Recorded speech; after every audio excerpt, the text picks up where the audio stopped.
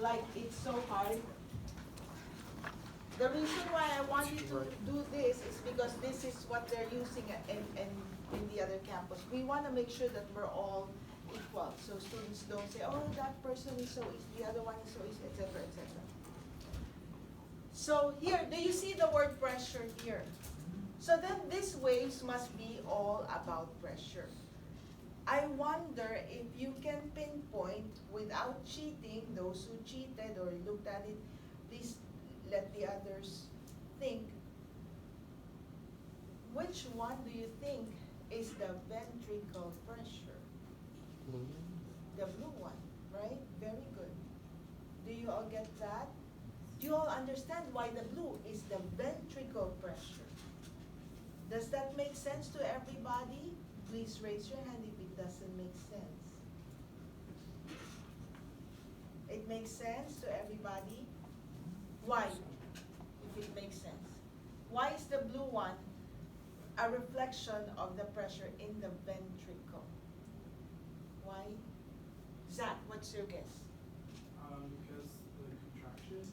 Of the ventricle, and then what? It's not complete sentence. The ventricle has to contract Harder. at a higher pressure. Why? Because it has to push the blood Further. to the rest of the body. So that's why this must be the ventricle pressure. You all get that? Right? See? Very easy, right? And then this one must be the atrial pressure down here. That up there is the pressure in the aorta. Okay, so these two. So this blue is ventricle, and this one must be the aortic pressure. Atrial pressure. Atrial pressure. So they're both, they're twins, quote unquote twins. They're close to each other. Okay, so ventricle and then atrial pressure. The atria, both of them contract the same amount of blood, right? They push the same amount of blood, except that the atria only pushes into the ventricle. And the ventricle has to make sure there's enough pressure to push it out of the heart to reach wherever it's supposed to reach. We got this part? Question? Okay. Then this is volume.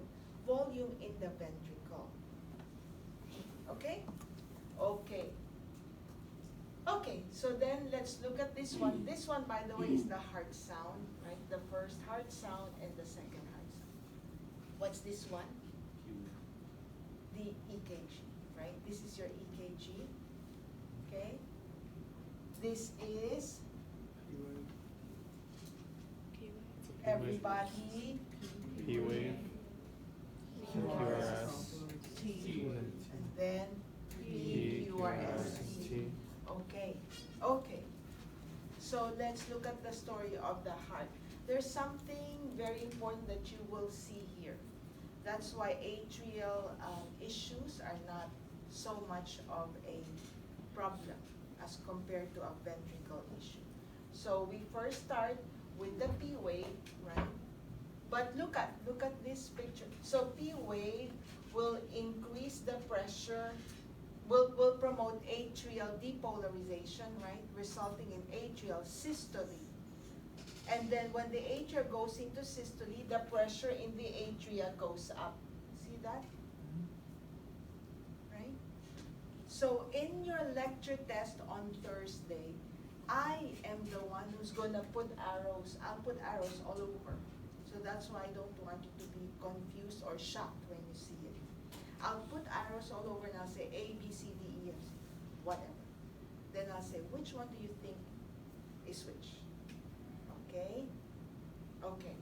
So P wave, atrial depolarization, which results in atrial systole.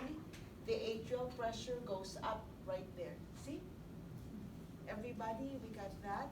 Okay, when the pressure in the atria goes up, that means it's able to push the extra blood to the ventricle, right? So the increase in atrial pressure will open the AV valve, right, somewhere here, and then you increase the volume. So then the blood from the atria is pushed into the ventricle. That's why you see the ventricular, this is volume. You see the ventricular volume went up. You good so far? See, we didn't even have to write anything, right? You don't have to write anything. You just create that story in your head. If you know your anatomy, atria, ventricle, right? And then pressure, all that. You don't have to write anything. All you have to do is try to figure out what's going on. Are we good so far? Everybody, you got that? I want you all to get 100% in the next year, over 100. It's not impossible, because I'm already telling you what to study. Okay? Okay. Then, so we did that, right? Then it keeps going, right? Now we have the QRS. QRS is, what will depolarize? Ventricles, which will result in ventricular systole, right? So remember when it goes in, it contracts like that. Remember, all the blood is already there. The regurgitation will close the AV valves, right? So I think this one right here, somewhere here, right? Again, QRS, the ventricles contract, there will be regurgitation. The valve that was opened, the AV valve, right? It will close it, the regurgitation of the blood, remember? And that's where it happens.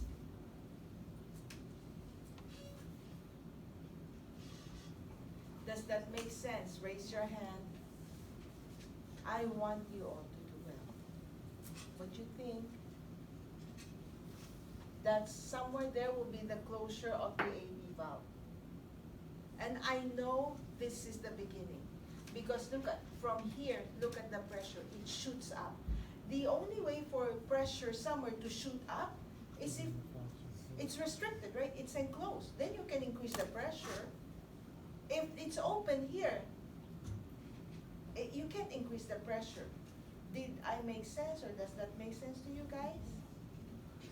So here then, all the valves are closed. So look, the pressure is shooting up. I think this is isovolumetric, right? Isovolumetric contraction, because all the valves were closed. This little bracket right here. Leave it blank, guys, and then you can keep printing it at home. You can practice. But this is not scary. Again, in your test, this is what you're going to expect. Exactly this one. With arrows, right? Labeled A, B, C, D, whatever. And then you'll be given choices, so I want you to do well. Did you get that so far? We are in isovolumetric already, right? So this is the closure of the AV valve, which isn't that your first heart sound? That's the first heart sound is closure of the AV valve, right? That's what you hear when they close. Okay, we got that. So the pressure keep going up. Of course, it's not an enclosed circuit. There's only valves, right? The pressure goes up to the point where a valve is finally able to open. This is the opening of the aortic valve. Okay? Just think about your heart. Ventricle goes out to the aortic. So the aortic valve, I think, opens here. And the pressure, the pressure goes so high, right? The aortic valve opens, and that's when the ventricle contracts the most to push all the blood out to the aorta. So that's why this is called ventricular ejection. It happened because the aortic valve opened, and there was pressure, lots of pressure. That's the highest pressure. It's trying, when the aortic valve is finally open, it's going to try and push all of it. So that's what you need, all of that high pressure. Got that? Everybody, what you think? Let me know if you're confused. Okay, so pushed all of that blood, and we see that the blood left the ventricle. Now it's in the aorta, okay? So next, after the QRS, you have the T, which is, T means ventricular repolarization, where the ventricle goes into diastole, right? The ventricle relaxes. So now, first it was like this, high pressure. Now it pushed everything out, is now going to relax.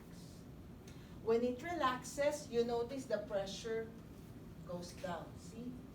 Right? The T wave, the ventricle relaxes, the pressure is going down. And when the pressure goes down, remember, there's your ventricle, this is your aorta up here, right? So by gravity, the blood will now try to go back down, right? Go back to the ventricle. And so that's when, and plus the elastic recoil of the aorta, that's when the semilunar valves will then close, right? So this one, that's the point where the semilunar valves close, the aortic valve, right? What happens in the left also happens in the right. We good so far? Okay, so now the semilunar valve is closed. All the valves are closed again, right? Because here, it was closed, right? The AV valve was closed. Here, the aortic valve open. Here, the aortic valve closes, so all the valves are closed again, right? So this part, again, we have isovolumetric, but this is called isovolumetric relaxation. Is going down. Okay? So now it's relaxed. There's no change in the volume. This is what I want you to look at. This is something I talk in passing. Look at this picture over here. Look at the ventricle. All the valves are closed. It says here, right? Closed, closed. All the valves are closed. But then this, when the ventricle relaxes, the atria are receiving blood from the veins. Remember, the veins have no valves. You remember that? So that means that the atria are just always collecting the blood that's returning to it. Does that make sense? So look at, the atria is being filled with blood.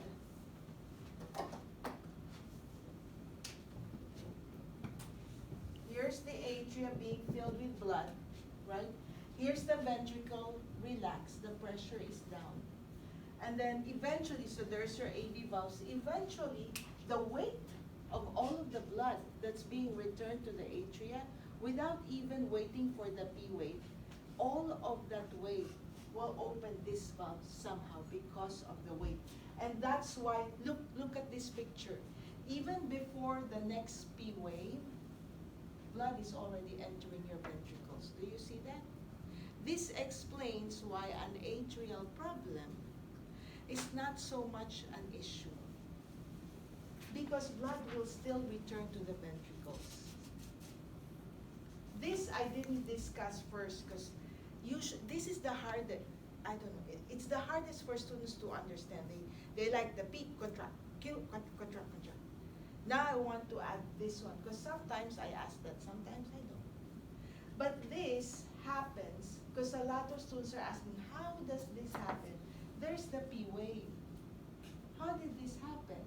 You forget that the veins just return passively to the atria. And because of the anatomy, the atria is on top. Just think, when it constantly rains, and if you have a weak roof, eventually that weight of the water will break that open, and that's exactly what happens here. And we go back to another round of PQRST. Talk to your friends about this cycle. I want you to do well. Discuss everything. Talk to each other, please. I want to hear your voices talking.